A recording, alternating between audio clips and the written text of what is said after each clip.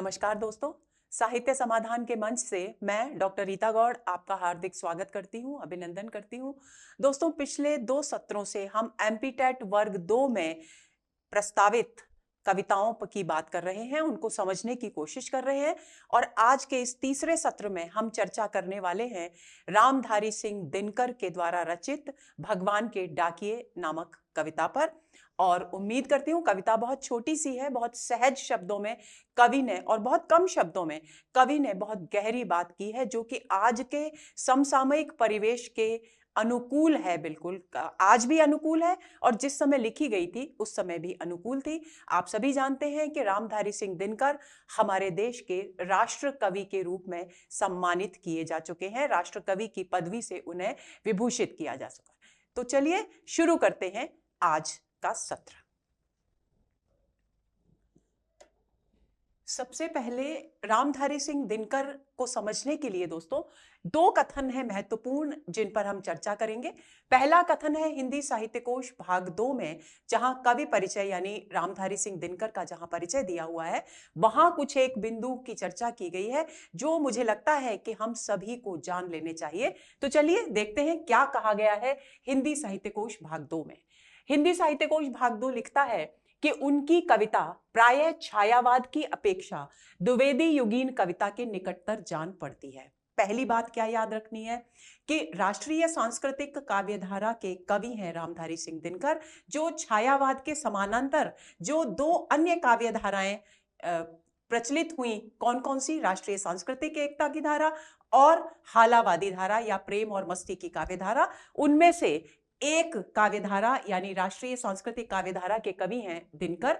लेकिन फिर भी साहित्य कोश ये मानता है कि ये कविता छायावाद के समकालीन और बाद के युग में लिखी जाने के बाद भी छायावाद के बहुत अधिक निकट प्रतीत नहीं होती, बल्कि द्विवेदी युगीन कविता के निकट यानी छायावाद से पहले की जो कविता है उसके निकट अधिक प्रतीत होती है। तो पहली बात आपको ध्यान रखनी है कि जो द्विवेदी युग में विशेषताएं थी, कौन कौन सी? अतीत का गौरवगान, स्पष्ट और सहज भाषा में भावों की अभिव्यक्ति, सांस्कृतिक मूल्यों की पुनर्स्थापना का प्रयास, ये सारे जो गुण हैं, ये सारी जो विशेषताएं हैं, वो हमें दिनकर की कविता में मिलती हैं, ऐसा मानना है हिंदी साहित्य कोश भाग 2 में। तो इस बिंदु को आप ध्यान में रखेंगे।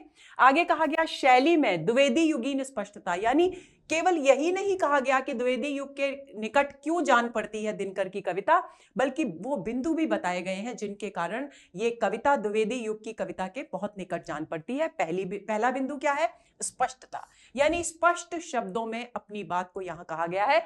प्रसाद गुण के प्रति आस्था, हालांकि ओज के कवि हैं दिनकर, लेकिन फिर भी जहां कहीं भी उन्हें अवसर मिलता है वे प्रसाद गुण यानी समता और चित्त की शांति के स्थापना की ओर विशेष ध्यान देते हैं।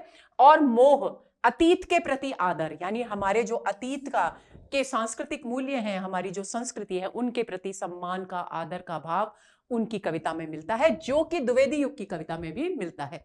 इसलिए इन बातों को ध्यान में रखकर हिंदी साहित्य कोश में कहा गया है कि द्विवेदी युगीन कविता के अधिक निकट प्रतीत होती है दिनकर की कविता।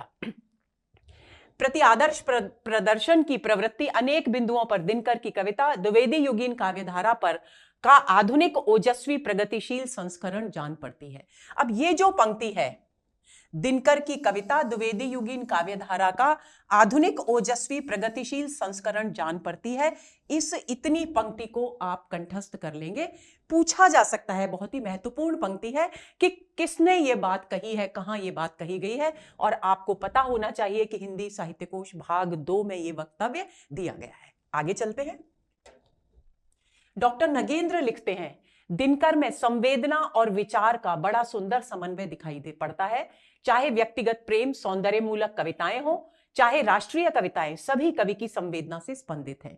देखिए, वहां बात की गई उन बिंदुओं की, जो दिनकर की कविता में के उन बिंदुओं की बात की गई जो द्विवेदी युगीन कविता के निकट ले जाते हैं दिनकर की कविता को। डॉक्टर नगेंद्र उस बिंदु की चर्चा करते हैं जो बिल्कुल भिन्न है पहले कथन से। कौन सी? संवेदनशीलता और विचार, यानी वैचारिकता और संवेदनशीलता, यानी बौद्धिकता और संवेदना का, यानी भावना और बुद्धि का अद्भुत सामंजस्य, अद्भुत तालमेल हमें दिनकर की कविता में मिलता है, ये मानना है डॉक्टर नगेंद्र का। और वाकई में कुरुक्षेत्र को देखें या उर्वशी को देखें, जो उनके दो महत्वपूर्ण कृतियां हैं, दोनों में जितना भावनाओं का आवेग है उतनी ही बौद्धिकता भी हमें दिखाई देती है, उतने भी उनके चिंतन के बिंदु भी दिखाई देते हैं। तो ये भी उनके काव्य की एक महत्वपूर्ण विशेषता है।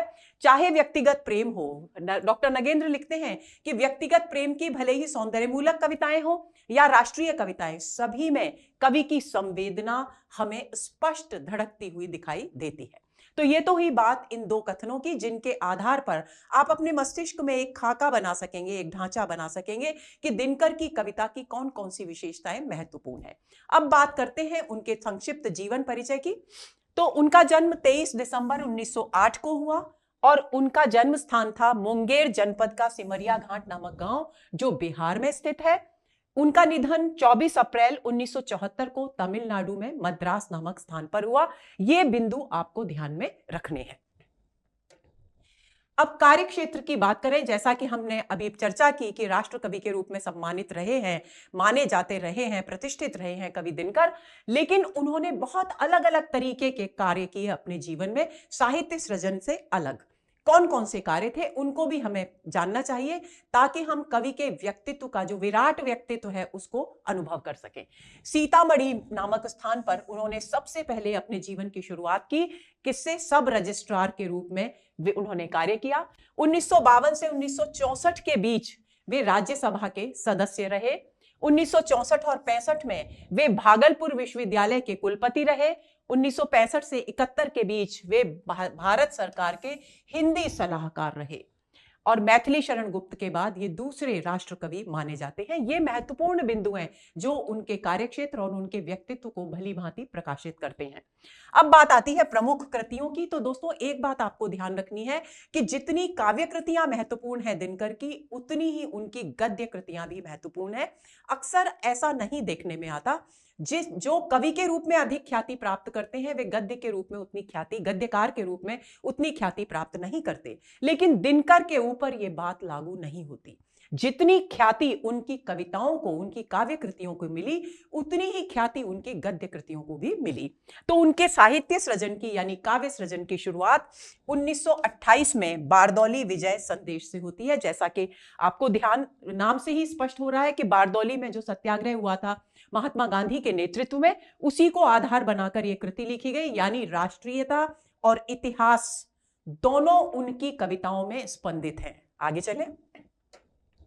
प्राणभंग 1929 में प्रकाशित, रेणुका 1935 में प्रकाशित हुई, उनकी ओंकार कृति का प्रकाशन हुआ 1938 में, रसवंती का प्रकाशन 1939 में, द्वंद्व गीत 1940 में, कुरुक्षेत्र जो बहुत ही महत्वपूर्ण कृति मानी जाती है उनकी, वो 1946 में प्रकाशित हुई, धूप जहां 1947 में प्रकाशित, बापू 1947 में प्रकाशित, सामधेनी 1947 में प्रकाशित, इतिहास के आंसू 1951 में प्रकाशित, धूप और धुआं इसका प्रकाशन भी 1951 में हुआ, और मिर्च का मजा नामक काव्य कृति भी उनकी 1951 में ही प्रकाशित हुई। रश्मिरथी जो महावीर कर्ण के जीवन पर आधारित है, उसका प्रकाशन, ये भी एक बहुत ही महत्वपूर्ण कृति है, 1952 में हुआ। दिल्ली नामक कृति का प्रकाशन हुआ 1954 में। नीम के पत्ते भी 1954 में प्रकाशित हुई। नील कुसुम नाम की उनकी एक अन्य कृति 1955 में प्रकाशित हुई। सूरज का ब्याह 1955 में, चक्रवाह 1956 में प्रकाशित। कविश्री उनकी एक कृति है, 1957 में इसका प्रकाशन हुआ। सीपी और शंख का प्रकाशन भी 1957 में हुआ, और नए सुभाषित नामक उनकी कृति का प्रकाशन भी 1957 में हुआ। और उर्वशी जो उनकी तीसरी महत्वपूर्ण कृति है, यानी तीन महत्वपूर्ण कृतियों की हम बात कर चुके हैं, कुरुक्षेत्र, और कौन सी बात, कुरुक्षेत्र के अलावा रश्मिरथी, और तीसरी कृति हुई उर्वशी, जिसका प्रकाशन हुआ 1961 में। परशुराम की प्रतीक्षा उनकी चौथी महत्वपूर्ण कृति है, जो चीन और भारत के बीच जो युद्ध हुआ था उस पर आधारित है। इसका प्रकाशन हुआ 1963 में। इसके विषय वस्तु, ये जो चार महत्वपूर्ण कृतियां बताई दोस्तों, उनकी विषय वस्तु पर भी कई बार परीक्षा में प्रश्न पूछ लिए जाते हैं। आत्मा की आंखें नामक कृति का प्रकाशन हुआ 1964 में। कोयला और कवित्व का प्रकाशन भी 1964 में। मृत्यु तिलक, ये भी 1964 में प्रकाशित हुई। हारे को हरिनाम, इसका प्रकाशन हुआ 1970 में। संचयिता उसका प्रकाशन हुआ 1973 में। दिनकर के गीत नाम से एक काव्य कृति प्रकाशित हुई 1973 में। रश्मि लोक का प्रकाशन हुआ 1974 में। और उर्वशी तथा अन्य श्रृंगारिक कविताएं, ये इसका प्रकाशन हुआ 1974 में। आपको 4 कृतियों पर विशेष रूप से ध्यान केंद्रित करना है। कौन कौन सी हैं? एक तो उर्वशी है, कुरुक्षेत्र है, रश्मिरथी है, हुंकार है। ये बहुत ही महत्वपूर्ण कृतियां हैं उनकी, जिनके बारे में आपको अच्छी जानकारी होनी चाहिए। अब बात आती है उनकी गद्य कृतियों की। सबसे पहली जो उनकी गद्य कृति सामने आई 1946 में, मिट्टी की ओर नाम से। चित्तौड़ का साका 1948 में। अर्धनारीश्वर 1952 में। रेती के फूल 1954 में प्रकाशित हुई। हमारी सांस्कृतिक एकता 1955 में प्रकाशित हुई। भारत की सांस्कृतिक कहानी, इसका प्रकाशन भी 1955 में हुआ। आपको ध्यान रखना है दोस्तों कि अधिकांश कृतियां हमें या तो इतिहास के प्रसंग, जो प्रेरक प्रसंग हैं, जो ओजपूर्ण प्रसंग हैं, उन पर रची गई हैं, चाहे वे काव्य कृतियां हो या गद्य कृतियां, या फिर हमारी भारतीय संस्कृति के गुणगान से संबंधित है। ये सारी गद्य कृतियां हैं, तो इनमें हमारी सांस्कृतिक एकता निबंध संकलित है उनके। भारत की सांस्कृतिक कहानी में संस्कृति के विकास के विषय में बताया गया है। संस्कृति के 4 अध्याय में भी भारतीय संस्कृति पर बहुत गहन चर्चा की गई है और सबसे अधिक लोकप्रिय गद्य कृति दिनकर की यही है, संस्कृति के 4 अध्याय, जिसका प्रकाशन 1956 में हुआ। उजली आग, इसका प्रकाशन भी 1956 में हुआ। देश विदेश 1957 में प्रकाशित हुई।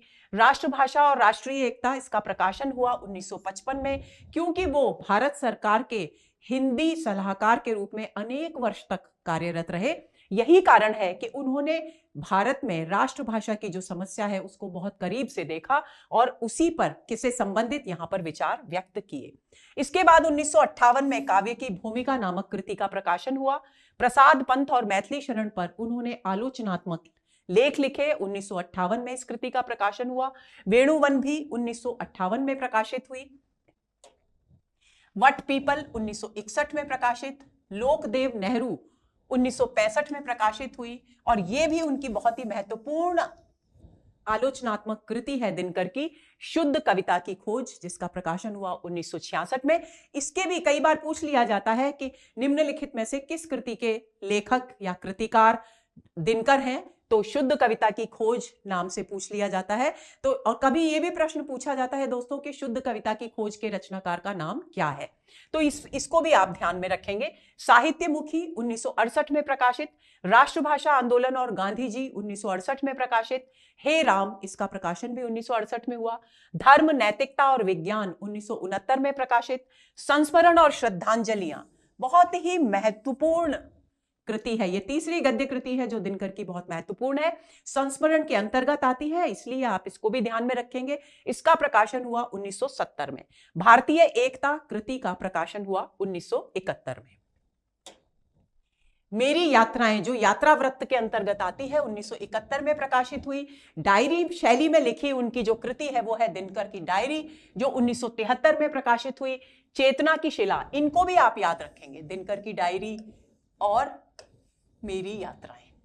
चेतना की शिला का प्रकाशन हुआ 1973 में। विवाह की मुसीबतें 1973 में प्रकाशित। आधुनिकता बोध 1973 में प्रकाशित। तो ये तो हुई उनकी काव्य कृतियों और गद्य कृतियों की चर्चा।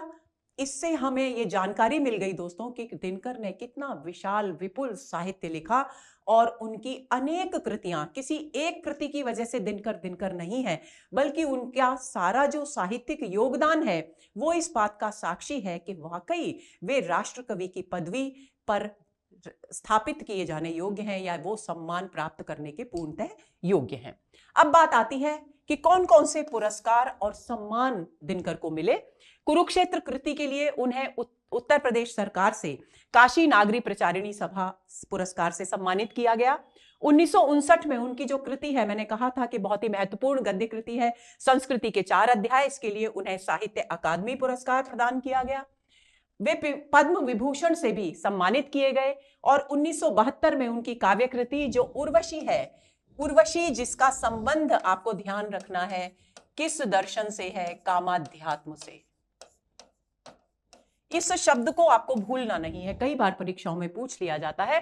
तो 1972 में उर्वशी, जो कि कामाध्यात्म के दर्शन से संबंधित कृति है, उनकी काव्य कृति है, उसके लिए उन्हें ज्ञानपीठ पुरस्कार से सम्मानित किया गया।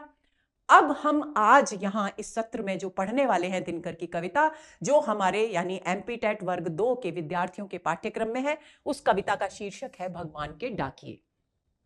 इस कविता में कवि ने अंतरराष्ट्रीय एकता, सद्भाव और भेदभाव रहित प्रेम का संदेश दिया है। ये इसकी मूल संवेदना है या मूल चेतना है। अब आइए इस कविता को पढ़ते हैं। भगवान के डाकिए। सबसे पहले इस कविता को समझने के लिए दोस्तों हमें क्या जानना जरूरी है? भगवान शब्द को समझना जरूरी है।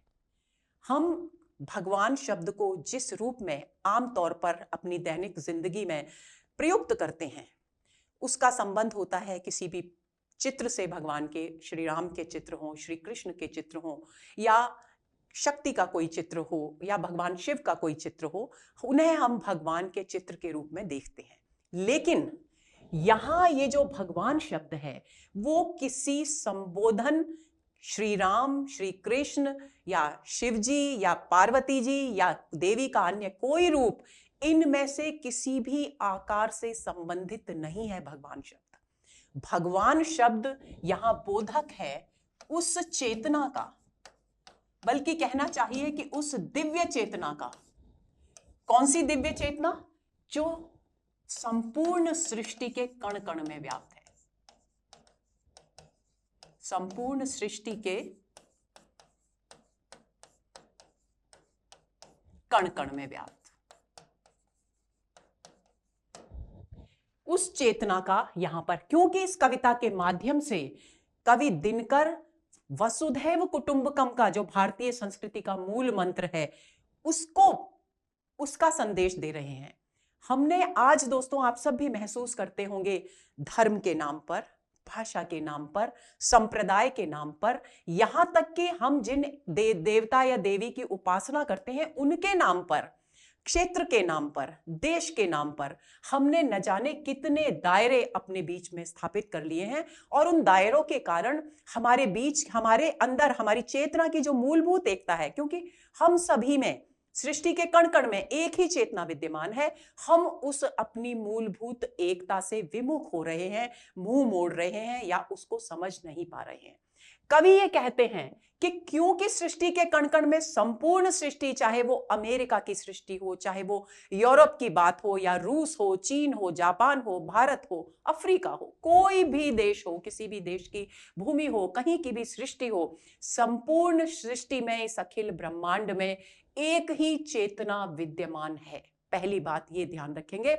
और उसी चेतना के लिए कवि ने भगवान शब्द का इस्तेमाल किया है। दूसरा यहां पर शीर्षक में शब्द है डाकिए। डाकिए आप सभी आमतौर पर जानते हैं कि जो डाक हमारी लेकर आते हैं उनको हम डाकिए कहते हैं। यहां पर डाकिए का प्रतीकार्थ संदेश का आदान प्रदान करने वाले संदेश वाहकों के रूप में किया गया है। ठीक है, तो ये दो बातें आपको ध्यान में रखनी है। अब कवि कहते हैं पक्षी और बादल ये भगवान के डाकिए हैं। आपको ध्यान रखना है कि भगवान क्या है? सृष्टि के कण कण में विद्यमान चेतना, जो सर्वत्र एक है, जो किसी बंधन को, किसी दायरे को, किसी सीमा को, किसी वर्ग को, किसी विभाजन को नहीं मानती, वो चेतना, उस सृष्टि के कण कण में विद्यमान चेतना के डाकिए यानी संदेश वाहक कवि किनको बताते हैं? पक्षियों को और बादल को। क्यों बताते हैं पक्षियों और बादलों को? क्या पक्षी किसी देश की सीमा में बंधते हैं? क्या बादल किसी देश की सीमा में बंधते हैं? नहीं बंधते। उनके लिए अनंत आकाश, सीमाहीन जो आकाश जिसमें कोई दायरे नहीं है, कोई वर्ग भेद नहीं है, वो अनंत आकाश ही उनका क्षेत्र है, उनकी क्रीड़ा स्थली है, उनकी कर्म भूमि है।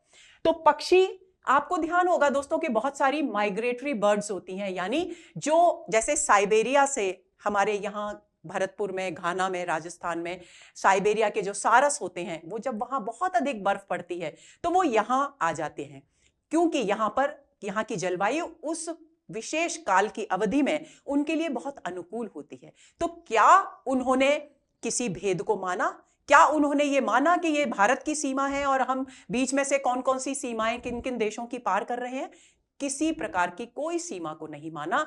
वे अनंत आकाश में भेदभाव रहित होकर उड़कर दूसरे देश की उस जलवायु में आ जाते हैं जहां वे आसानी से अपने उन क्षणों को जी सकें। तो पक्षी जो भेदभाव को नहीं मानते, बादल, हमें क्या पता कि हमारे यहां जो बादल बरस रहा है उसमें संचित जो जल कण हैं वो कौन से जल की भाप लेकर के आए हैं, क्या हमें पता है? क्या हमारे देश में बनने वाले, आकाश में बनने वाले बादल, हमारे भारत की भूमि पर बरसने वाले बादल, क्या भारत के इर्द गिर्द के समुद्रों से ही भाप लेते हैं, जल लेते हैं? नहीं। तो यानी ये भी किसी प्रकार की सीमा को नहीं मानते। इसलिए कवि लिखते हैं कि पक्षी और बादल ये भगवान के डाकिए हैं, यानी भगवान के उस अनंत संपूर्ण सृष्टि में विद्यमान चेतना के संदेश वाहक हैं। वो संदेश क्या है? वो संदेश है मानवीय एकता का, मानवीय संवेदना का, आपसी प्रेम का, वर्ग भेद से ऊपर उठकर एक चेतना को दूसरी चेतना के बारे में, एक चेतना को दूसरी चेतना को स्वीकार करने का। यानी हम सब, चाहे वो पशु हो, चाहे पक्षी हो, चाहे मनुष्य हो, चाहे किसी भी देश के हो, किसी भी धर्म के हो, किसी भी जाति के हो, किसी भी संप्रदाय के हो, किसी भी भाषा को बोलने वाले हो, हम सब मूलतः एक हैं। ये संदेश लेकर कौन आते हैं? पक्षी और बादल, क्योंकि वे इस प्रकार के किसी भेदभाव को नहीं मानते। आगे वे लिखते हैं, जो एक महादेश से दूसरे महादेश को जाते हैं, कि ये एक विशालकाय देश से यानी स्थान से किसी दूसरे स्थान को जाते हैं अपनी मर्जी से। उनका कुछ फर्क उनको नहीं पड़ता कि कौन सी भूमि किस देश की है, वे अपनी मर्जी से, क्योंकि वे भगवान के संदेश वाहक हैं कवि की दृष्टि में। और वो संदेश है प्रेम का, एकता का, सद्भाव का, जो सारी सृष्टि के जितने भी चेतन प्राणी हैं उन सबके लिए समान है। तो उसी बात को यहां संकेत कर रहे हैं कवि। आगे चले। हम तो समझ नहीं पाते हैं। अब यहां हम कौन है? मनुष्य। कवि लिखते हैं कि हम तो समझ नहीं पाते हैं, मगर उनकी लाई चिट्ठियां पेड़, पौधे, पानी और पहाड़ बांचते हैं। बहुत ही खूबसूरत पंक्तियां हैं दोस्तों। कितनी सरल शब्दों में कितनी गहरी बात कह दी कवि दिनकर ने। वे लिखते हैं कि जो पक्षी और बादल बिना किसी भेदभाव को मानते हुए भगवान की संदेश, प्रेम और एकता का संदेश लेकर आते हैं, उस संदेश को हम नहीं समझ पाते, हम मनुष्य नहीं समझ पाते। क्यों? क्योंकि हमने अपने इर्द गिर्द बहुत सारी भेदभाव की दीवारें खड़ी कर रखी हैं। कोई भाषा की दीवार में बंधा हुआ है, तो कोई धर्म की दीवार में बंधा हुआ है, कोई स्थान या क्षेत्र की दीवार में बंधा हुआ है। तो बहुत सारी दीवारें, जाति के बंधनों की दीवारें भी बहुत कठोर हैं हमारे यहाँ। तो इसलिए, क्योंकि हम बंधन में बंधे हुए हैं, हम वर्ग भेद के शिकार हैं, तो हमारी जो मानसिकता है वो भेदभाव से युक्त है। इसलिए हम पक्षी और बादलों के द्वारा लाए गए एकता के उस संदेश को समझ नहीं पाते हैं। लेकिन कौन समझता है पक्षी और बादल के उस एकता और प्रेम और सौहार्द के संदेश को? मगर उनकी लाई चिट्ठियां पेड़, पौधे, पानी और पहाड़ बांचते हैं। कहने का क्या मतलब है? जो पेड़ हैं दोस्तों, वो कैसे बांचते हैं? बांचना मतलब पढ़ना, तद्भव शब्द है, आप सभी संभवतः इसका अर्थ जानते होंगे। अब आप ये कहेंगे कि ये पेड़, पौधे, पानी, पहाड़ कैसे बांचेंगे, कैसे पढ़ेंगे चिट्ठियां? लेकिन पढ़ने का अर्थ यहां केवल अक्षरों को पढ़ना नहीं है, बल्कि यहां है उस संवेदना को महसूस करना जो संदेश कौन ला रहा है? पक्षी और बादल ला रहे हैं। तो कवि का कहने का मतलब है कि जब पेड़ किसी भी भूमि में उगता है, तो वो क्या केवल भारत का उगा हुआ पेड़ या मेरे घर में उगा हुआ पेड़ मेरे घर की ही वायु पर लहराएगा? हवा न जाने कौन से देश के कौन से पर्वत और कौन से समुद्र के पानी के कण लेकर अपने अंदर आती है, और पेड़ बिना किसी भेदभाव के उसे स्वीकार करता है, उस पर आनंदित होता है, उसके स्पर्श से सिहर सिहर उठता है, झूम उठता है। तो वही बात, यानी ये भी उस एकता के संदेश को पढ़ते हैं। कौन से एकता का संदेश, कौन सा प्रेम का संदेश? जो पक्षी और बादल लेकर आ रहे हैं। पानी भी किसी प्रकार का कोई भेदभाव नहीं मानता। वो ये नहीं कहता कि मैं हिंद महासागर हूं तो मैं केवल हिंदुस्तान के लोगों को ही आनंदित करूंगा, उनकी प्यास बुझाऊंगा या उनके ही कामों को साधूंगा। वो ये बिल्कुल नहीं कहता। उसके लिए संपूर्ण चेतन जगत एक है, यानी ये भी एकता, प्रेम और सद्भाव की बात करता है। और इसी प्रकार पहाड़ जिससे बने हैं पहाड़, किस चीज से बनते हैं? मिट्टी से बनते हैं, पर्वत से बनते हैं, उस पर वनस्पतियां, पत्थरों से बनते हैं, उस पर अनेक प्रकार की वनस्पतियां होती हैं।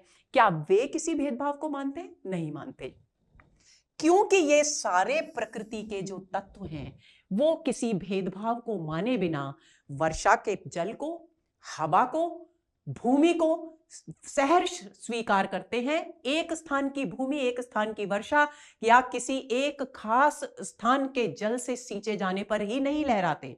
कोई सा भी पानी आप डालिए, किसी भी समुद्र का लाकर डालिए, किसी भी कुएं का लाकर डालिए, लेकिन उन्हें उस पानी को उसी रूप में ग्रहण करना है जैसे वो इससे पहले और दूसरे जल को ग्रहण करते रहे, यानी भेदभाव उनके यहां नहीं है। इसलिए वो कहते हैं, कवि कहते हैं कि बादल और पक्षी जो संदेश भगवान का लेकर आते हैं, उस संदेश को हम मनुष्य नहीं समझ पाते, क्योंकि हमने अपनी बुद्धि को, अपनी सोच को बहुत सारे दायरों में बांध रखा है। लेकिन उसे, वो जो संदेश, चिट्ठियां यानी वो जो संदेश वो लेकर आते हैं पक्षी और बादल, उसे पढ़ते कौन है, यानी उसे समझते कौन है? उसे समझते हैं पेड़ पौधे, पानी और पहाड़।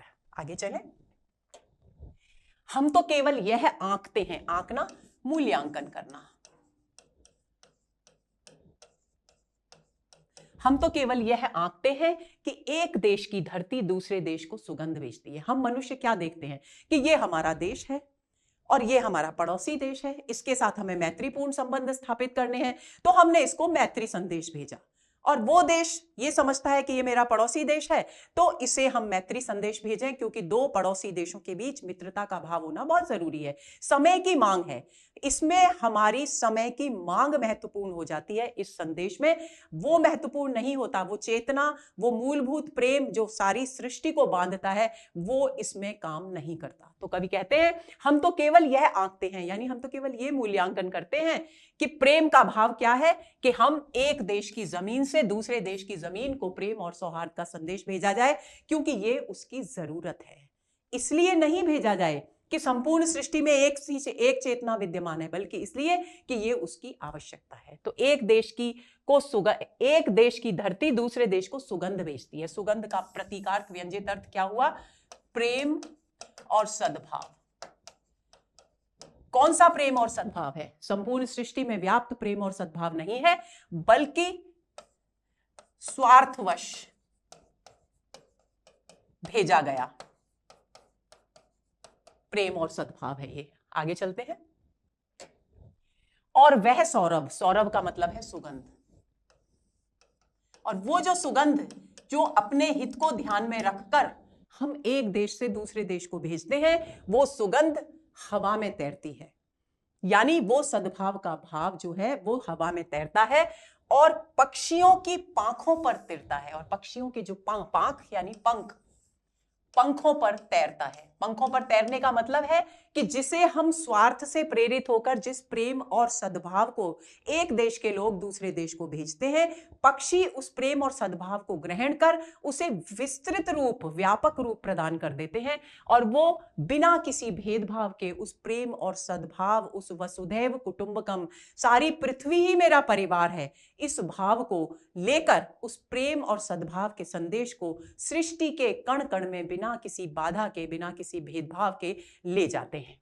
और एक देश का भाप दूसरे देश में पानी बनकर गिरता है। भाप का मतलब क्या है? देखिए, ये मानते हैं हम कि वाष्पीकरण की प्रक्रिया होती है, और उस वाष्पीकरण की प्रक्रिया के दौरान जो भाप इकट्ठा होती है वायुमंडल में, वही बादल का रूप धारण करती है। तो मैंने अभी आपसे कहा कि हमारे यहाँ जो बादल बरस रहा है, हमें क्या पता कि ये भाप, जिस भाप से वो बनकर आया है, वो कौन से देश के जल की भाप है, क्योंकि बादल कभी कोई भेदभाव नहीं मानते। इसलिए कवि लिखते हैं, और एक देश का भाप यानी एक देश के वाष्पीकरण, एक देश के जल से, वाष्पीकरण से बना जो भाप है, जिससे बादल बना, वो बादल दूसरे देश में पानी बनकर गिरता है। यानी ये प्रकृति भी, ये बादल भी भेदभाव नहीं मानता। पानी बनकर गिरता है यानी वर्षा से संबंधित है ये कथन।